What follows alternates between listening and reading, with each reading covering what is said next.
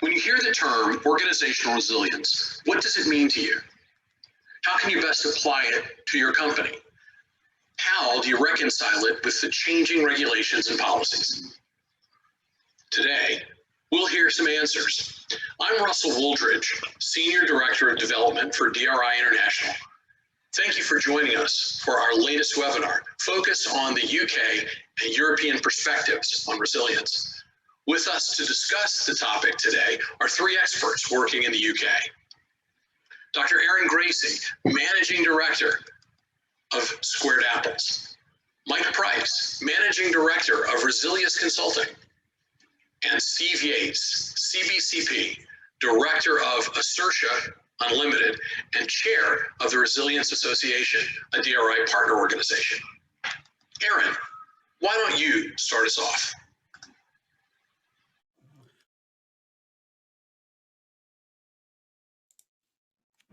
Hi, good afternoon. I am Dr. Gracey, and today I've been asked to just chat about understanding organizational resilience as part of this webinar. The first question I've got to ask is, what is organizational resilience? In the last 18 months, we've witnessed challenges to the resilience of organizations on a scale that probably wasn't witnessed since 2008 when we had the financial crisis. And in the space of 4 months, COVID-19 went from being an outbreak in China to being a pandemic, impacting across the globe. The impact was devastating, with nations literally shutting down in a bid to protect their population. And the figures are frightening when you look at it, with over 168.5 million cases and 3.5 million deaths. And if we look at the UK alone, it suffered 3.5 million cases of COVID-19 and 128,000 deaths. And with regards to economics, the figures don't make much better reading. In the UK, 2020 saw a drop in GDP of 11.3%, a drop not seen since the 1921 depression, with only a forecasted bounce back in 2021 of around 5.5%. And researchers in the US, writing in the Journal of American Medical Association, JAMA, indicated that in October 2020, that if COVID lasted for a year in the US, it would cost the US economy a total of $16 trillion, or 90% of the GDP of the US over a year. So the major question for business owners is, what is resilience? What is organizational resilience? And how do they actually deliver an effective framework across their organization? Now, organizational resilience is only one part of a wider resilience structure, ranging from personal resilience of people within your organization through to national resilience of your country and nation. And in there will be operational resilience. You're looking at organizational resilience and community resilience, as understanding the links between all these. And through the creation of resilience within organizations, we can create and sustain communities, we can build capability, and also develop future growth, which is key in national security strategies and development.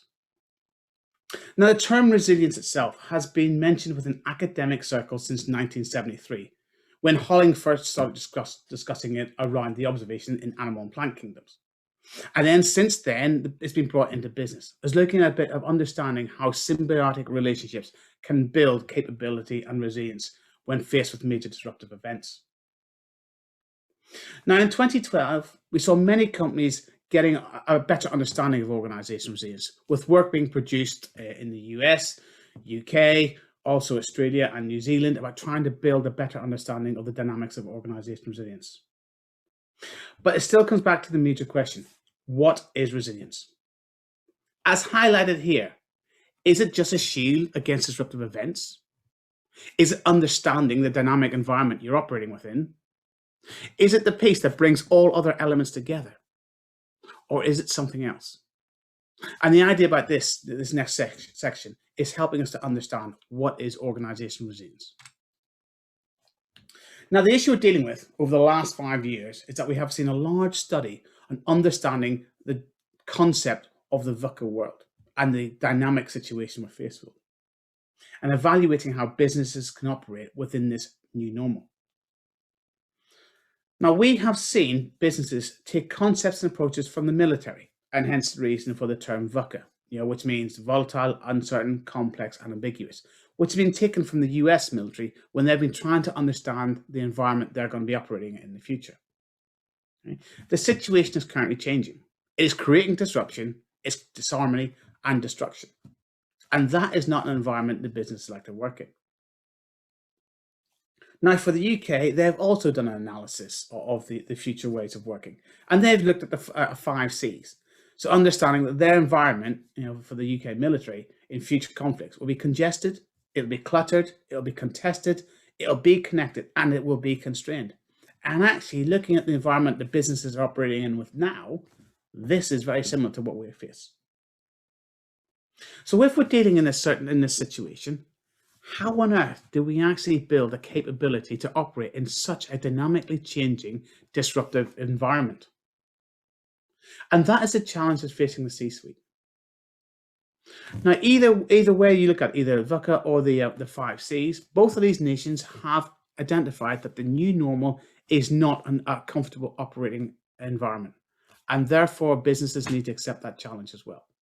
And over here in the UK, we've seen the British Standards Institute. They have been developing several frameworks to help build an awareness, such as the British Standard, the ISO 22301, looking at business continuity management, and most recently, British Standard 65000, looking at organizational resilience. Again, helping organizations and companies build a structure to move forward. Now, we've also seen, the development of greater thinking within the ISO world, and 22316 trying to bring in the concepts of organizational resilience and also building an understanding across the globe about why it is needed. But the challenge here is they are developing guidance and strategic thinking. What businesses need, is an operational framework to understand what needs to happen to build this capability. And that is where businesses and the C-suite need to focus on, understanding their black swans, but also their creeping tide events, and then understanding how to build that capability to operate and survive within this environment. Now, if we look here, when an organization experiences a disruptive event, they'll go through a certain journey. And here on the left-hand side, you'll see from minimum output to maximum output, the performance of an organization. And along the bottom, you've got the time, as time unfolds for that organization. If I take you through this, you'll have an organization operating at business as usual capability. You can see here at the top of the black line on the left-hand side. And at the bottom, every organization will have a baseline of resilience based on the capability of staff, operating procedures, experience, knowledge, history, culture. Okay? And that will give you a baseline to which you will drop out. The difference between the business as usual and that baseline is your resilience gap. Now, as you transit through time, you may come across a disruptive event demonstrated here, and this will push you down initially to your baseline resilience capability. And as the organization gets a grip with understanding what is going on, what's happening, it'll kick into its immediate action processes and procedures. It might be disruptive event management, crisis management, incident response, various terms across organizations. Then it'll kick into business continuity. So you look at your plans, putting in place, bringing in critical services, getting them up and running before moving into your recovery phase, and then back into business as usual and recovering back to where you'd been. Now, as this whole journey is coming through and you're recovering and utilizing the resilience, you're also learning. And as you can see there in the green line, that operational experience is learning, but you're learning through the painful way of having to respond and recover and do the activities needed. And as you get along that journey, you will bring your organization back to a level of effectiveness, and you'll have learned a certain amount. This is highlighted where you see the operational experience line and also getting back into recovery just underneath the red line on the right-hand side. However, there's still been an impact. Stakeholders may have lost faith in you. Financial markets may look at you, in a slightly different way. You may have lost parts of your market. Competitors may have taken advantage. So you may never return back to your business as usual. If, however, you sit back and do a proper lessons learned review of what's gone wrong, okay, not only do you then start understanding better what happened in the first place, you also understand how to prevent it from happening in the future. This is the organizational learning element. That lessons learned capability will bring you back to operating above where you were previously as BAU, because now you understand what's happened. You'll put in different practices, procedures, education capabilities to prevent that situation from happening again. And therefore you get a performance improvement. So now, because of your organizational learning and your lessons learned, you've closed your resilience gap. You have a distinct resilience improvement, as shown on the right-hand side. Also, your performance has improved because you understand what happened and you've put things in place. The key bit here is the bigger that drop and the longer it takes for you to get into that recovery position, you're losing performance, as shown by this the hatched area underneath that dotted red line. The point about resilience is you shallow that drop on the left-hand side. The better your resilience, the shallower the drop. Shallower the drop, the less performance you lose. The less performance you lose, the quicker you recover and the stronger your position is. And that's what we're looking at. This is why organizational resilience is important. So again, looking at what is organizational resilience. And this slide here shows a few definitions from across the globe. So Cranfield University across here in the UK, they looked at, organizational resilience being, the ability to anticipate, prepare, respond, and adapt. And that's what we're looking at here. BS 65,000 also shares this response. Now, the Resilient Organisations, which was a academic group across New Zealand, they looked at this as being more than just anticipate and prepare. As you can see there, they're pulling out foresight, situation awareness, and strategic opportunity. And while the Australian government review into it also looked at the ability to respond, and shaping to long-term challenges. And this is what we've got to be aware of. And I've highlighted the key elements here within these definitions to show, bits that we need to think about. And for the C-suite and for those that lead organizations, these are the key elements you need to be considering. How do I create a culture, a framework that pulls all this in place? Okay? And these are critical to the development of organizational resilience within an organization. And they need to be focused on by the senior leadership team. Now, from what we've identified, there's little here about learning lessons. There's little in here about talent management or focusing on the human aspect of an organization, even though it's the human resources that gives an organization the agility in times of disruption. It is here that organizations are failing to develop their resilience capability. We are reaching for systems, IT capability, and actually failing to invest and develop our people. Organizational resilience based on agility, flexibility, understanding, awareness, that's the human dynamic. And yet too many organizations are forgetting about that and investing in IT systems. And this is where we may be getting it wrong. And C-suite need to think about this. So based on that, based on the work that I have done, I looked at redefining organizational resilience and challenging the current concept. And I looked at this as being, as it's here, people-centric. When you look at this, and you take a couple of seconds to read this, the paragraph. And the key bit here is a highlight. It's people-centric, strategic coordination, adaptive leadership, shared situational awareness. But it's also underpinned by a learning culture, positive adjustment, and adaptation. And these are all things that are in the gift of a senior leadership group, the C-suite, to put into their organization, to develop, to culture, to actually bring forth from their teams.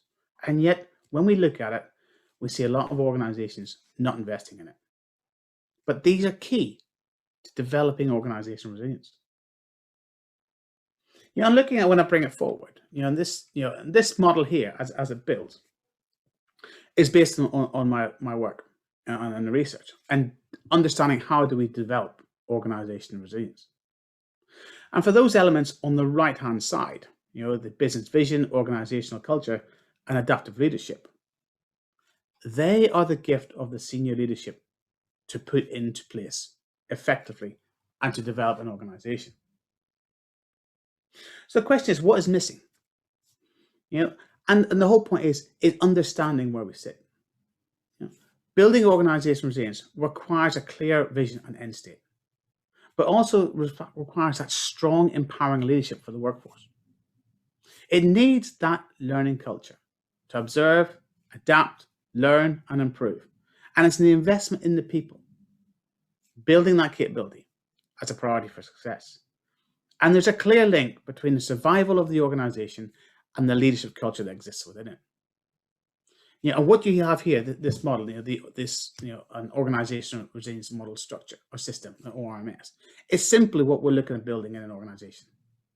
If we have an organizational resilience management structure or management system, an ORMS existing across the organization, and building the capability and bringing it together, then you have a far better chance of survival when faced with a major disruptive event. And if I was to place something in play here, and based on the work that I've done working with UK industry and the UK military, this is what you could highlight as a management system. And at the center, the strategic core of this model, you have the three key elements: the corporate culture, the vision, and the leadership, the framework behind it. But then wrapped around that core, are your various operational activities or operation concepts and practices and procedures you look at developing. So within business assurance, you're looking at business insurance, but you're also looking at understanding your vulnerabilities. What are the risks you're dealing with? Robust recovery priorities, all that sort of stuff within your assurance. Within your agility, that's all your ability to bend and move and sway in the wind as you get hit with various disruptive events. Understanding the hazards and consequences. How well connected are you? How easy is it to recover an impact and the links for the organization? Understanding your key corporate security frameworks, such as business continuity, crisis management, those sorts of pieces, your IT, disaster recovery. But then there's also the adaptive decision making required from the C-suite, and then testing it and ensuring it through exercising. Within business planning, it's all looking at understanding the capabilities you need, you acquire, your external connectivity, and your long-term planning performances. Okay? But also, what's your operating licensing frameworks you should be operating within? Within your governance and structure, your roles and responsibility. What are your internal resources? Okay, how do you manage the silos? And actually, what is your corporate social responsibility outlook and plans and frameworks for that? And then finally, looking at the development of your business. Investing in your staff. Looking at the communications and relationships, your talent management, what's your research, your innovation, your creativity approach to moving forward, okay? And actually your continuous improvement. And bringing all that together offers the ability to start building effective organizational resilience. It's not a single one piece fits all. There's multiple pieces to the jigsaw. It's understanding how they all go together. Now, taking that, and I'm using here the model from BS 65000 from the UK, I've taken all those elements and I've mapped them to it. And as you can see here, within that ORMS, the resilience management structure, you can see where everything fits in.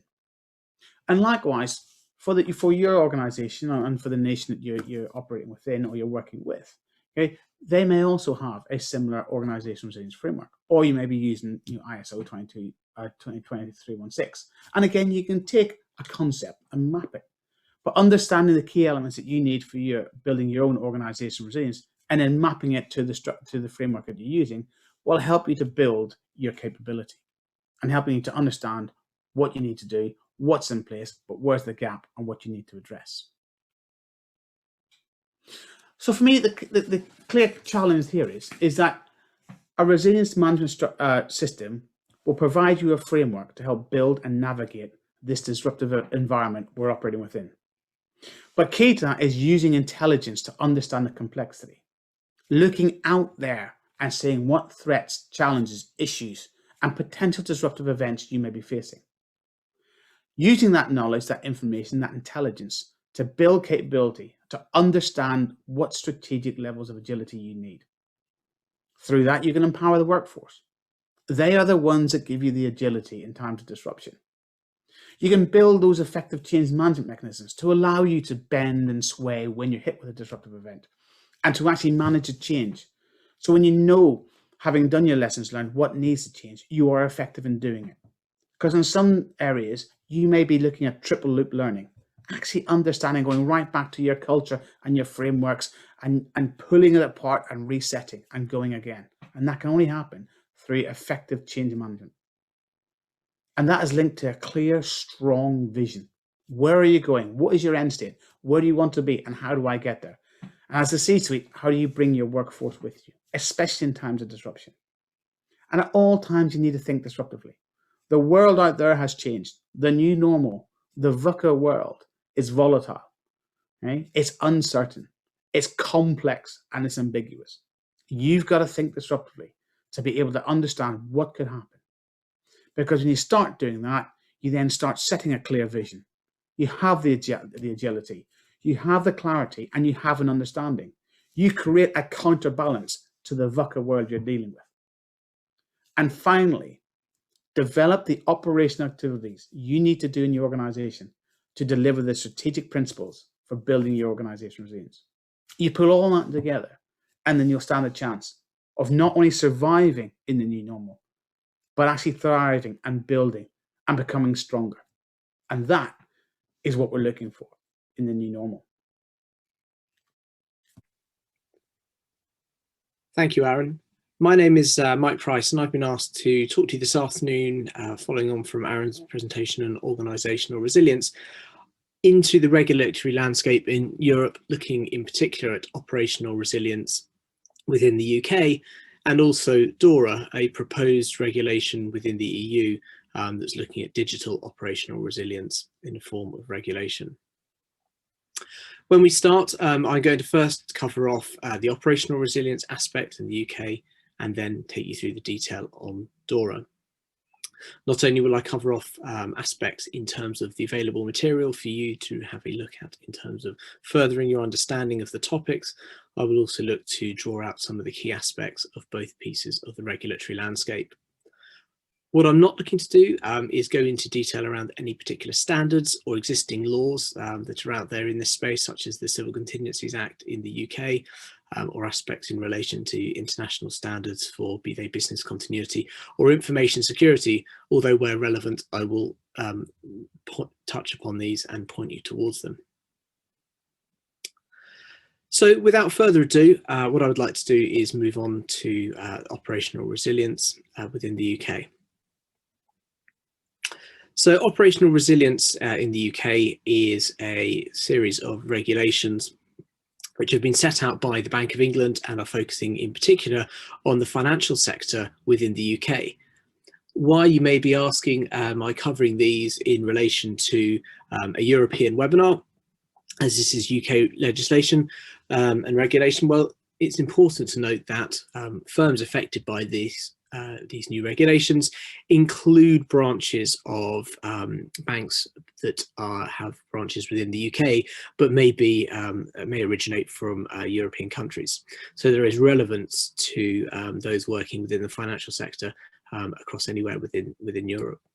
And it's also worth noting that, and then we'll come on to shortly, these operational resilience expectations link to outsourcing and third-party risk management, including in the ICT sector, which brings in a whole range of potential supporting organisations from a range of other sectors, not just finance.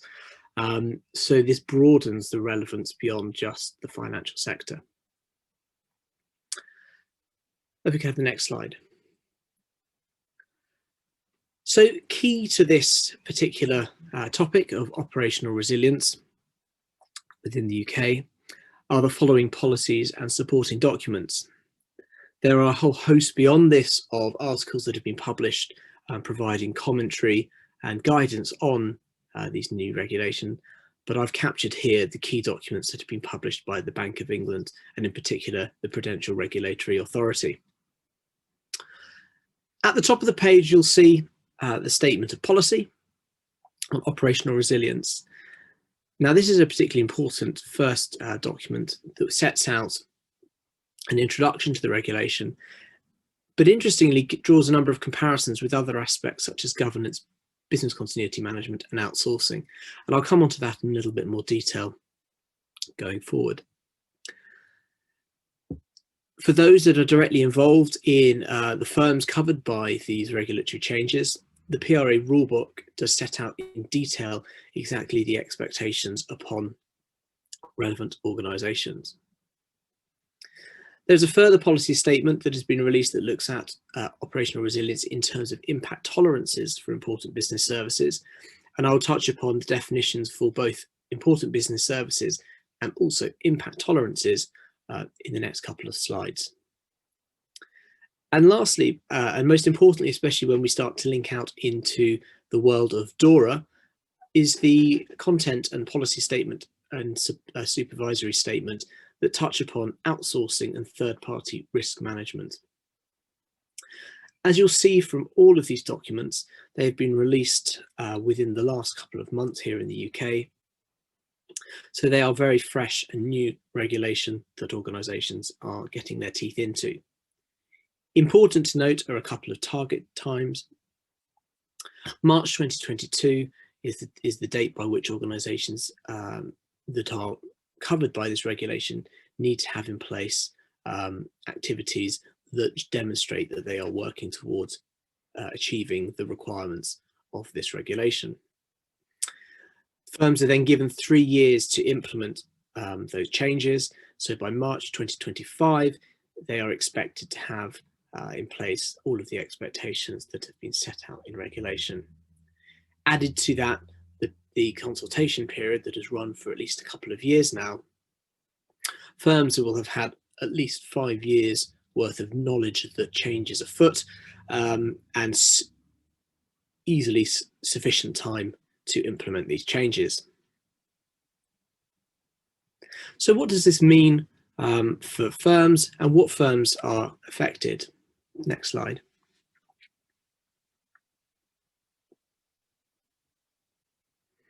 So in terms of who's affected, the regulation does make it very clear around which firms are included. It breaks these down into 2 large groups. It looks at banks and other financial institutions such as investment firms, banks, building societies, and those that are designated by the Prudential Regulatory Authority as investment firms.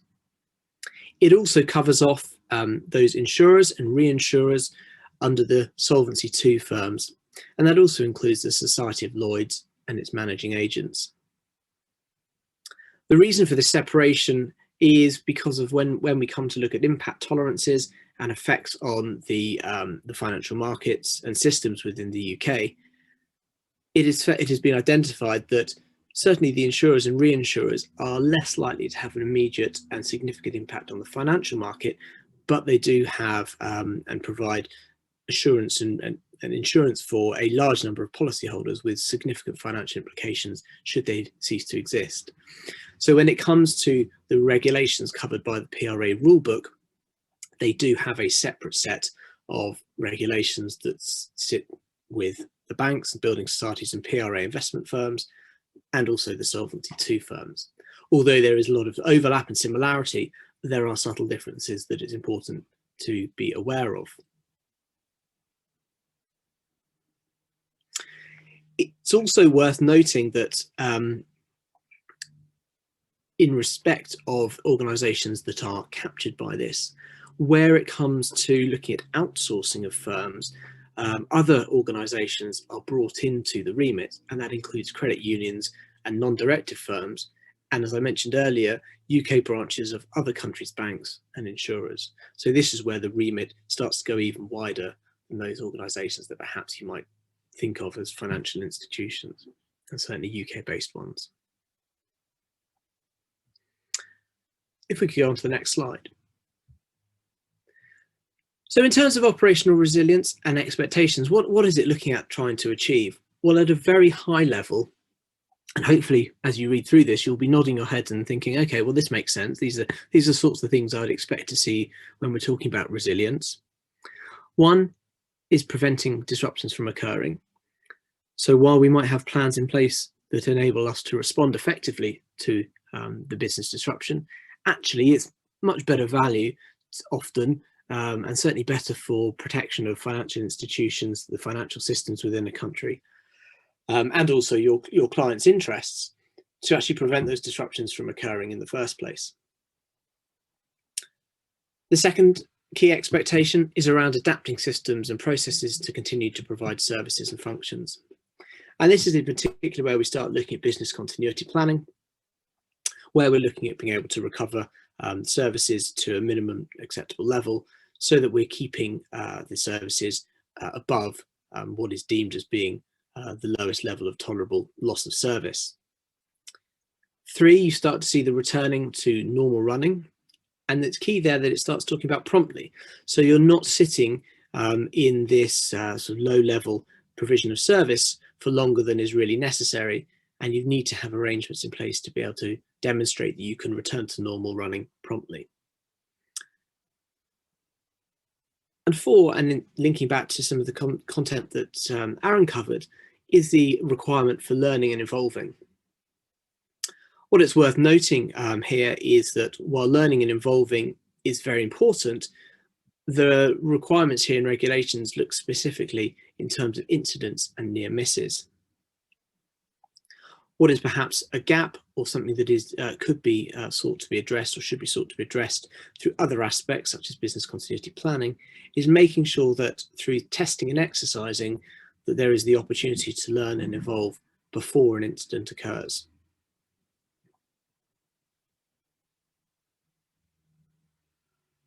Beyond the 4 key areas, there is also policy, as I've mentioned, and supporting documentation that does seek to expand out and go beyond these 4 key expectations, and I'll cover those in the next slide.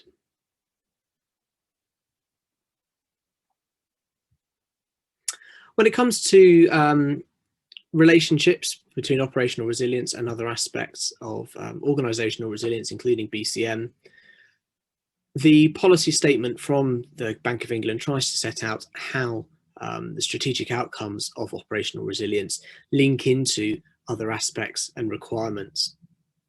As you'll see from the arrow that sits across the middle of the diagram, there is a key link into governance, setting up the right organisational structures to ensure that this activity happens and happens effectively, and that there is report back on its performance, and linking into self-assessment. There are other aspects you'll see in the supporting requirements, looking at mapping inputs for delivery. So this is talking about linking the people, the resources that are critical to supporting important business services, and understanding how they work together, and how an issue in one area may ultimately lead to a problem in your important business services. Key is around testing the ability to meet the impact tolerances. And that is all about learning in advance that your arrangements can actually protect the organisation. Of particular relevance to colleagues within the DRI, there's content here around business continuity and business continuity management. Although I do note that it within the Bank of England's policy statement, they do refer to business continuity as only considering single points of failure, whereas operational resilience focuses on a firm's ability to deliver its important business services. I think those in the profession and have been through any of the DRI's training on business, covering business continuity, will perhaps disagree with the belief that BCP covers only single points of failure. And as we've touched upon, there's also coverage with outsourcing, and also linking into Aaron's comment earlier about the financial crisis of 2008. There is a link here into operational risk management and looking at financial stability of organisations beyond just business disruptions that might come from many other sources.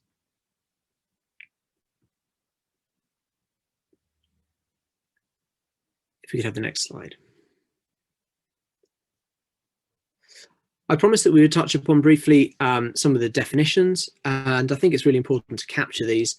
And it's also worth noting that taken from the guidance from the Bank of England, they have acknowledged the fact that the Prudential Regulatory Authority and the Financial Conduct Authority have their own definitions of important business services, which differ slightly, although the PRA with its latest regulation has endeavoured to try and align these their definitions as closely as possible. So important business services, and this really underpins the operational resilience activity, is what is important when it's looked at from the perspective of either the stability of the financial system or a client. And this is all about external end users, or the external experience. they acknowledge that there are important services or important functions within an organization that are internal to that organization that perhaps external users never see.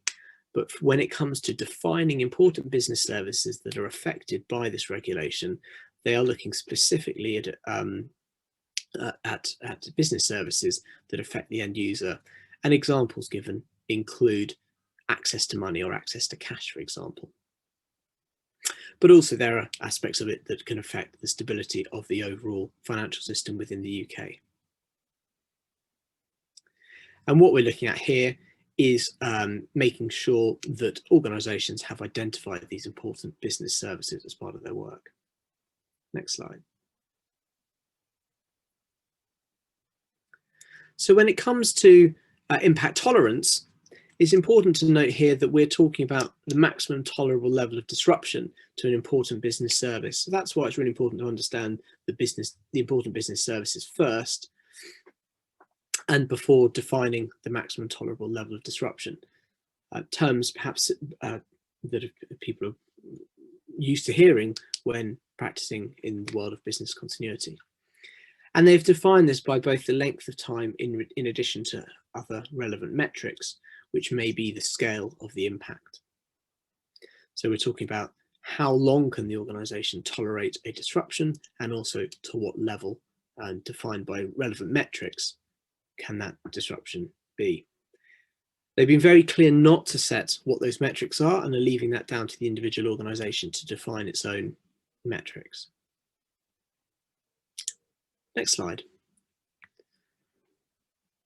Lastly, and most importantly, certainly when it comes to linking across to DRI and the work in the EU, and also broadening this out beyond the financial sector, excuse me, is around the Operational Resilience, Outsourcing and Third-Party Risk Management section of the regulation. This is covered by a policy statement and a supervisory statement from the Bank of England. The policy statement is a useful introduction to the topic, and it provides some feedback on the consultation that is out there that took place over recent months. And it also introduces sections around proportionality, governance, data security, and business continuity. As I mentioned at the start, it's important to note that the work around outsourcing expands to include the branches of overseas banks and insurers, and also credit unions and non-directive firms. The supervisory statement goes then into the detail of exactly what is expected, and it really acknowledges clearly the importance and the reliance, especially over the last 12 to 18 months brought on by the pandemic, of ICT and other cloud and other new technologies that are relied upon within the financial sector, and also the fact that a lot of that service can be outsourced or is managed or delivered by some form of third party. And the idea of this supervisory statement and this regulation is to help UK firms and those operating within the UK, including banks from abroad, including the EU, to look into and help implement some of the recent guidelines and other expectations set out by the European Banking Authority. Why is this important? Well, it's particularly important because of the risk of and perhaps the lack of control of third parties. And what it goes into in detail is around exploring and making sure that there are expectations set within agreements and arrangements with third parties and outsourced service providers, and that responsibility rests with the original organisation, and it can't pass on that risk elsewhere. It also allows for potential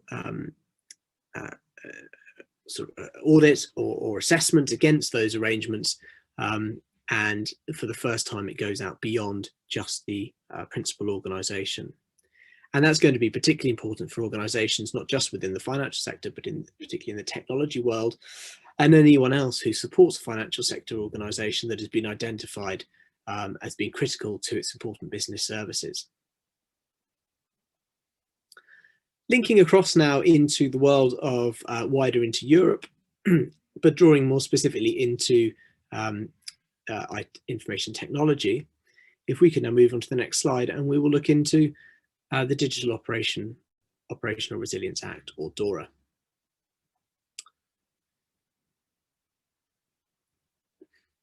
So the purpose of DRI, as set out on this slide, we see that its purpose is to overcome 4 key areas.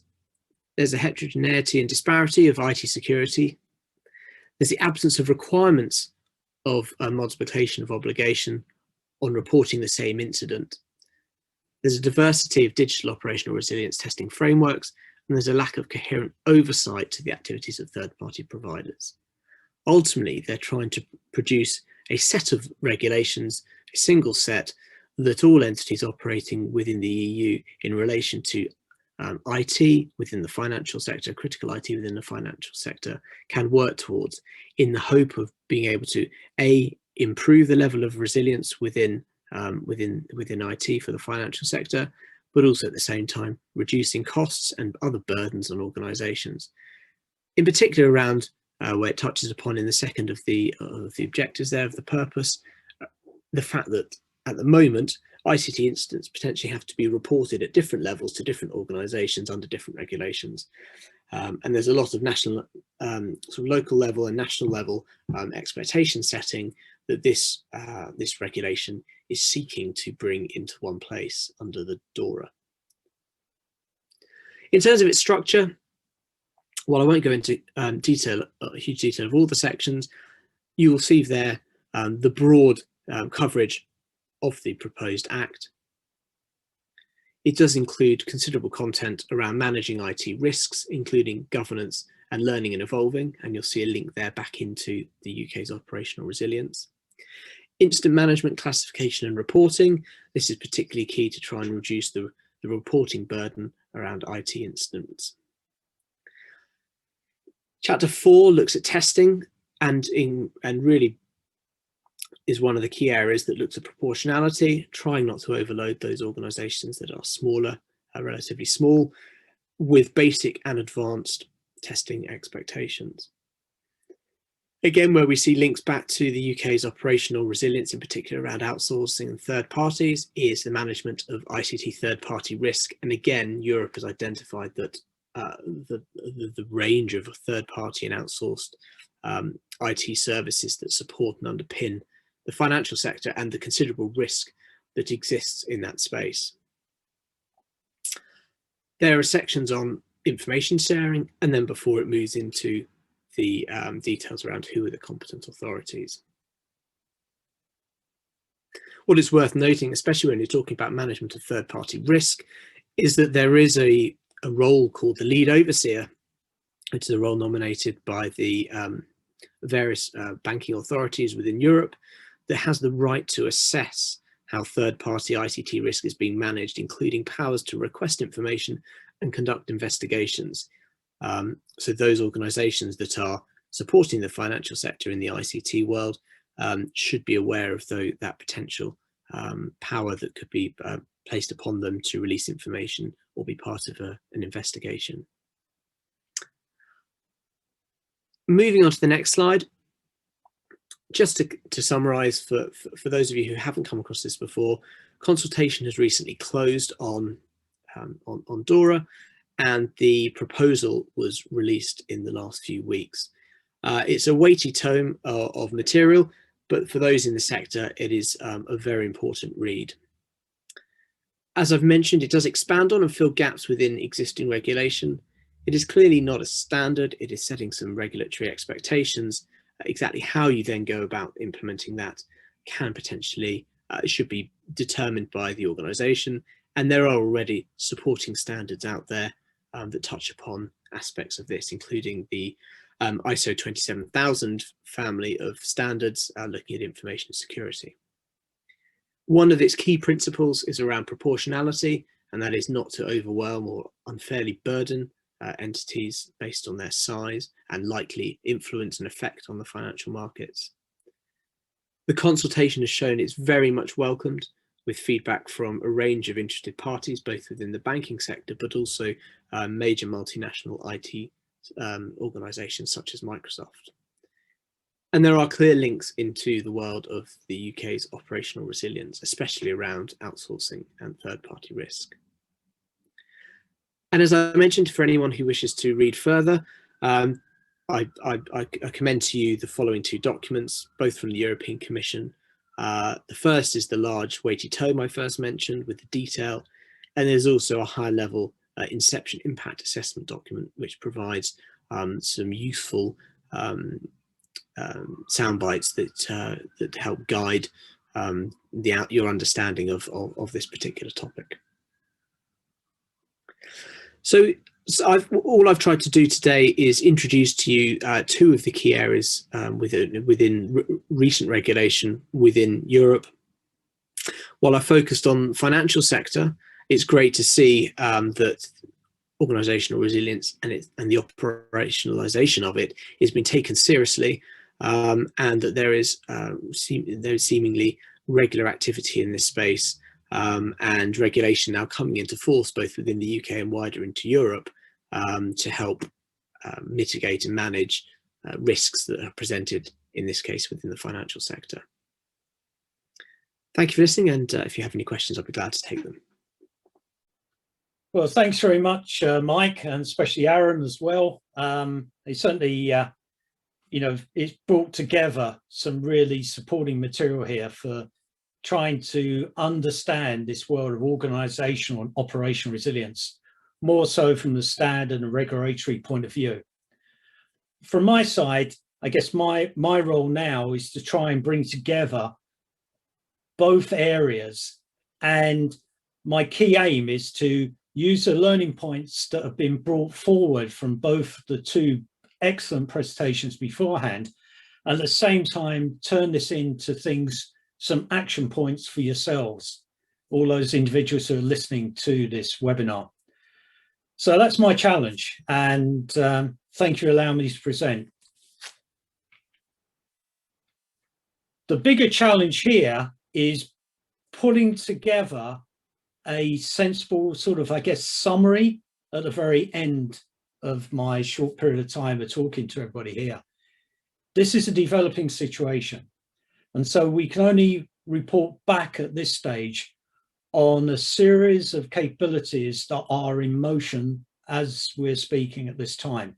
Things are changing, and they're very critical, I think, to any type of business, not just in the financial sector, but right across all organizations in the world. Again, as Aaron mentioned at the very beginning, due to COVID-19, a range of, I guess, a combination of weaknesses and yet agility was found in various types of organizations. And it's shown a depth of feeling of various leadership teams as to how they're embracing or not organizational resilience, whilst at the same time bringing together various resources that they have to meet the operational demands in their organizations.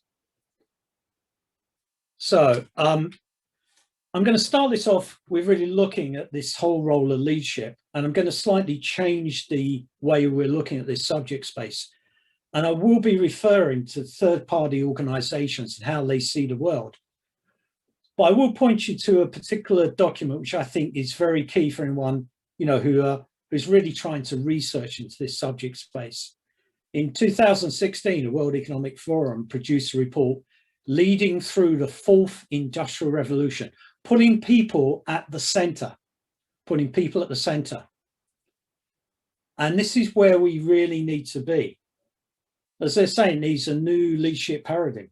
I think organizational resilience, the information that Aaron has put forward through his own research and research through other types of similar-minded people and organizations, really says we need to deliver this. I can go back to probably 2007 when I helped to fund research at the University of Liverpool in the UK. And it's a 3-year study. And that said, if we needed to look at a new resilience model, and we're starting to see the key elements of it coming out now. But as it says here, leaders must transform their organizations to stay relevant and competitive amidst unprecedented change. And as we're moving towards whatever the new normal will actually look like now, we are seeing unprecedented change in any country around the world. Organizations are now changing to meet events that have happened, but also looking forward to the future. And they must do it in a manner that guides the people in their workforce to opportunities and prosperity. Guide people in their workforce to opportunities and prosperity. A lot in there, you know, the whole document itself is really looking forward, but this was produced in 2016. Here we are in 2021 with events that are now running with real experience that the world's had to live through into a new paradigm. We're going to have to change the way we operate. The current situation, COVID-19 puts in uncharted territory. Really, really interesting in how the survivability of organizations continued during this unprecedented time. It shone the light on a range of weaknesses in many supporting systems and demonstrated areas of excellence in others. And there are further challenges in these particular areas. Business continuation. Give you an idea, it was issued, statement's been issued recently in the UK. Over nearly 150 organizations have now been brought up by private equity companies. And that's going to cause an imbalance or a change and movement in how those organizations operate.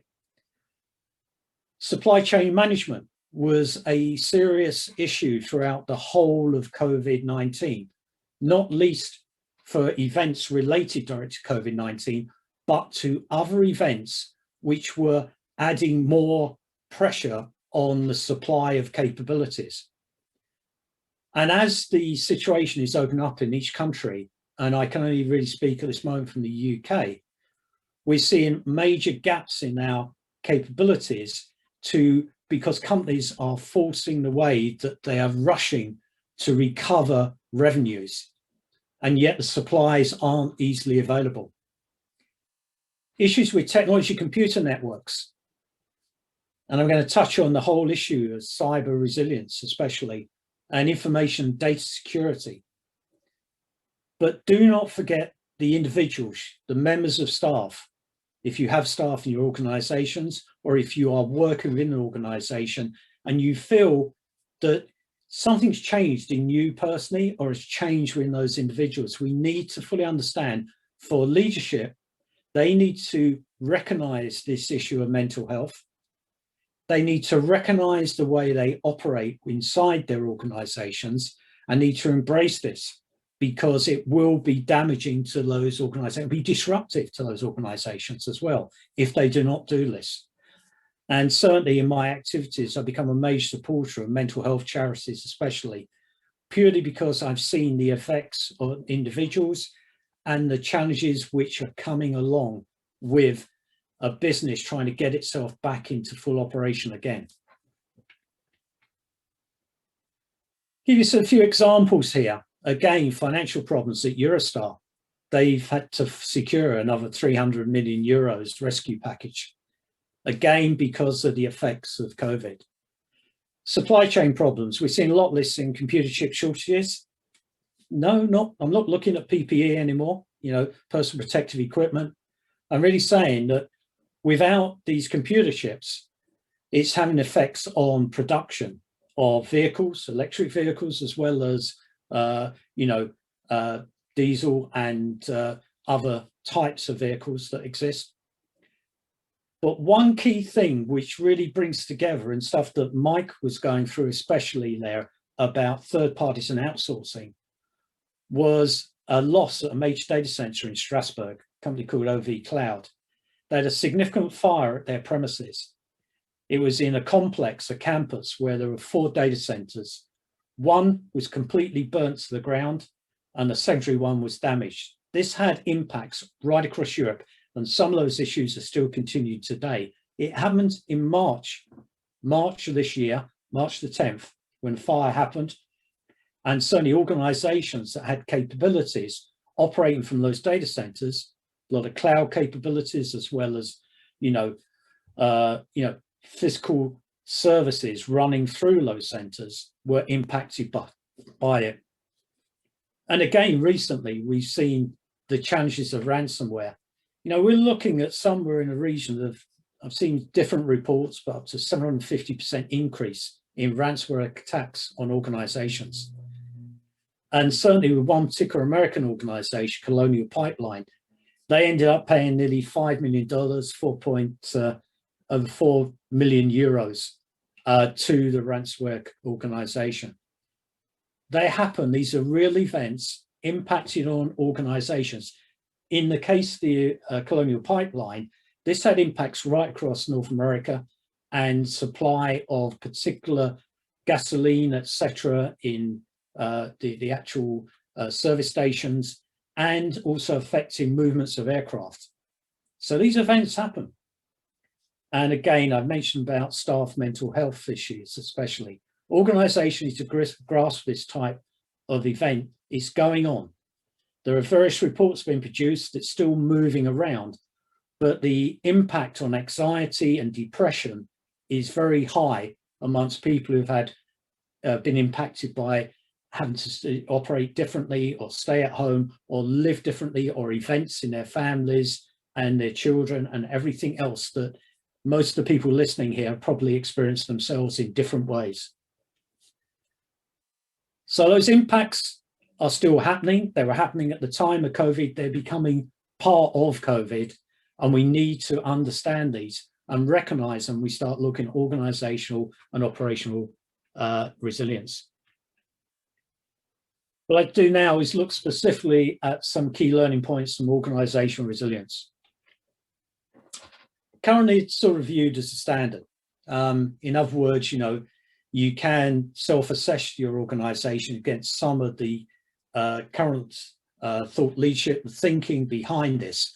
And I commend you to have a look in more detail what Aaron's done in his work, in his dissertation he put together as well, which led to him gain his PhD especially. But I think the capabilities that are in there need consideration, and they are not easy. You know, this whole issue, if we look at organizational resilience as being the collective beliefs, values, attributes and behavior of an organization that contribute to unique social and psychological environment in which it operates. Wow, there is a whole range of things there, which in my world, you know, I'm only slightly touching. How do I actually grasp this world and put in their way of metrics, fully understand how I can keep measurements of how best we deal with these type of events? And it comes down to it. I think for your own point of view, you need to consider in your own minds, how does your own organization rate against this description of organizational culture? If you don't have this organizational culture, you know, you're going to have significant challenges in moving forward and ensuring that the individuals inside your organization fully understand the gravity of the situation and are effective should events happen. Really think about this and try and benchmark yourself against where you sit at this time. And again, I go back to Aaron's presentation. Some of the points that have been brought up there, there's a lot more behind it, give you a starting point to kick this off. If we start looking at some research behind this, in 2017, a really good paper that's publicly available with the British Standards Institution, Cranfield School of Management, they actually produced a summary of academic evidence, business insights, and new thinking looked at organizational resilience. And I think these are the questions you need to ask yourself. Why are some organizations more successful in coping with and responding to the complexity, volatility, and uncertainty of the current business environment? I'm going to refer now to a study which Deloitte, they published a study called Crisis as a Catalyst. And this was a study of around about 2,750 private company executives across 33 countries between January the 21st and March the 9th of this year. So this is current information. And they found there was an understanding of organizational resilience. Unbelievable. And I really need to dig more into this particular report itself. The report highlighted that despite market challenges in the past year, many private businesses believe they are well on the way to becoming more resilient in a post-pandemic environment. Probably didn't start at the very beginning, but they have adapted to meet the challenges in front of them. And we need to really capture, how do they do this? And there's going to be a range of case studies and etc. that are currently being produced that will actually give some more clarity in this space. But, you know, how are they able to achieve this? So why do some organizations facing adversity focus on the negative, whilst others successfully seize the opportunity to adapt and change? And as a leader, what more could you do if you're a leader inside your organization to ensure organizational resilience for your business? So they were really focused on these areas. And this particular report, I'd recommend you get a copy of the Cranfield School of Management report. It does give you some basic understanding of how academia, in support with the support of the Business Standards Institution, identified a range of capabilities and recommendations from that.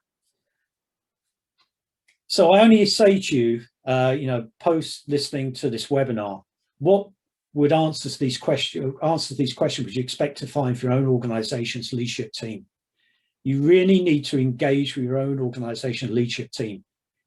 It will give you, if you open that conversation, you can really gain a greater insight into how your organization operates.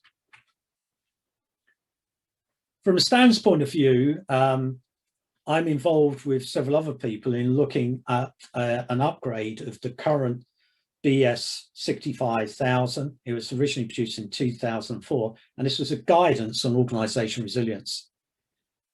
And just to read out here, it stated that resilience involves dealing with disruption, uncertainty, and change with clear intent, coherence, and appropriate resource. Remember that thing, appropriate resourcing.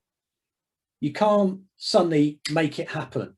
You need to plan for these things, you need to understand across all the different areas we've touched upon so far, who's going to take responsibility.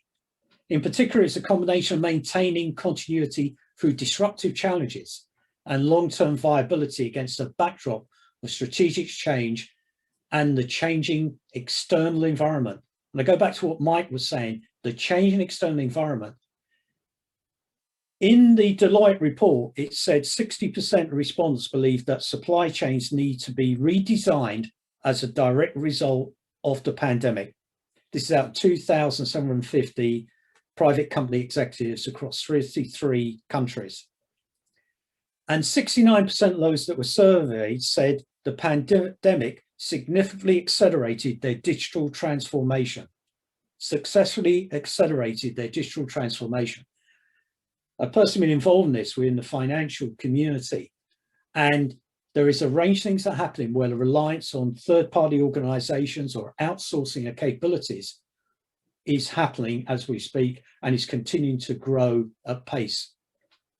We need to understand that, you need to understand inside your own organizations. This changing environment is creating new challenges for the organization. It's also meaning if you're in a regulatory environment, when we go into that in a moment, you have the real responsibilities to keep control of that space. And again, organizational resilience is defined in BS 65,000 as the ability of an organization to anticipate, prepare for, respond, and adapt to incremental change and some disruptions in order to survive and prosper. There's a clear link here in both these two areas to join together the needs of organizational resilience into the delivery bits of operational resilience.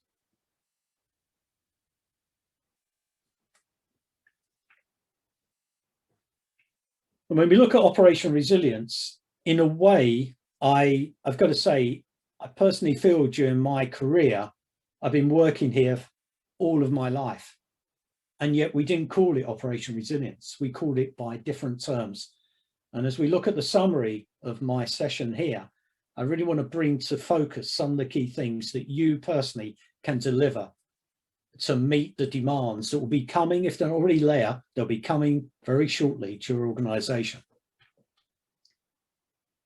It's currently viewed as a regulation in certain particular areas, but I see it growing. I see the realization of something which we set off many years ago, in that organizations need to look across all of its activities and understand, again, we use that word disruption, and one of the key things in operational resilience is considering scenarios. In the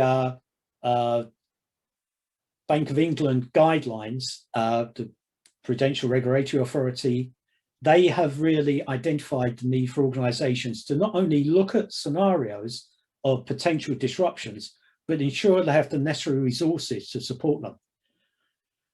But one of the key benefits from doing this, I found, I referred to a KPMG report in 2019. They started looking at these benefits and are able to bring it down to these 5 key areas. And I do 100% support these in the work I've carried out in the past. It enhances customer trust and loyalty. It enhances customer trust and loyalty. We've seen this more so in suppliers. You know, companies need to have that confidence in their suppliers. You know, we need to understand this across all different elements in community, especially in communication capabilities. It reduces operational risks and the cost of disruption. You know, there are key savings to be made if the necessary capabilities are in place with the supporting resources. It can, and it does, enhance positioning for mergers, acquisition, and moves into new areas of business or new ways of doing business. And we've seen this a lot in all organizations as they're adapting to meet the new, we call it paradigm, but certainly the new world, the new normal. It allocates resources more effectively and efficiently. You know, there has to be a real understanding, because when we start looking at some of the regulation that's out there now, it's saying you need to know every constituent part of a process. We need to join this all together. It's all right, we look at technology, we lose one piece of technology, but there's a rippling effect across that process throughout the organization. We need to track it throughout that organization. And it generates synergies across strategic, financial, and operational resilience. Strategic, financial, and operational resilience. We've got to realize this. It starts that joining process into the organizational resilience requirements that we previously covered. There's some definitions here I'd like to pick up on, again from KPMG and PwC here.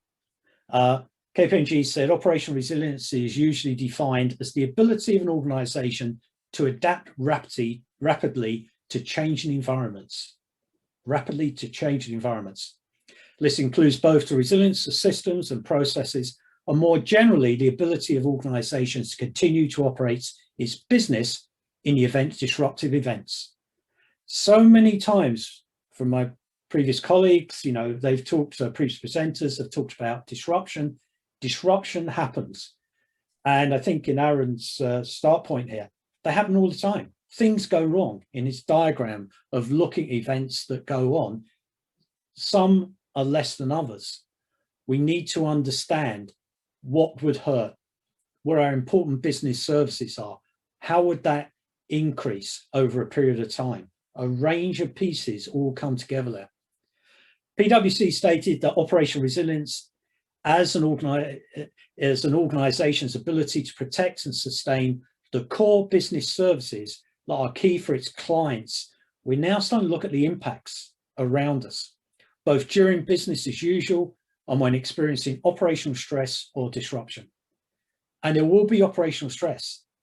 When people are working from home, there's operational stress, but not necessarily directly from the business.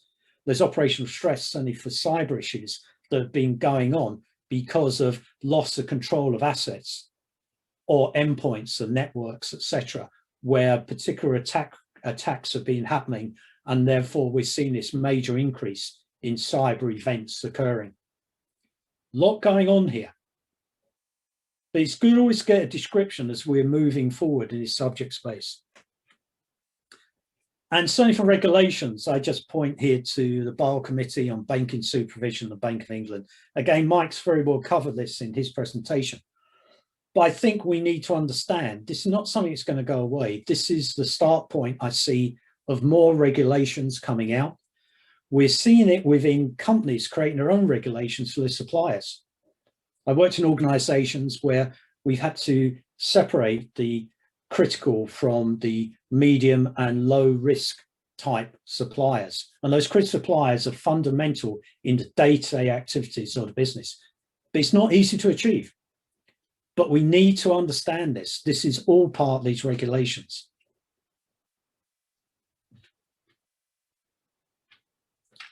Sorry, in summary here, and I really want to bring this together from my point of view, I think, you know, it's part of my original aim. It's to try and bring together key learning points in organizational operational resilience, but really to look for you personally at some of your next steps, you know, for your own personal development, if anything else, in this world of resilience. From an organizational front, you know, do not forget organizational resilience currently in the form of standards. Great, you know, but they're very closely linked into requirements for boards of organizations, for executive committees, etc.